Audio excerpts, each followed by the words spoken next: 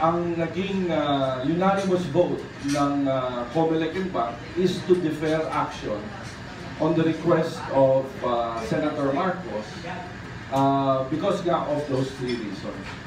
However, dahil sa aming palagay, napakahalaga yung concept ng transparency at accountability.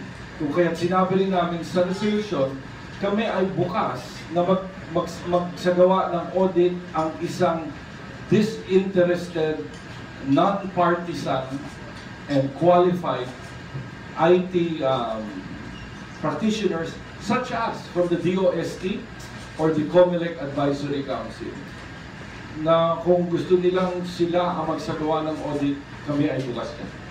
So when you say defer to what day or period? Well, defer until yun na nga, the canvas and the criminal charges.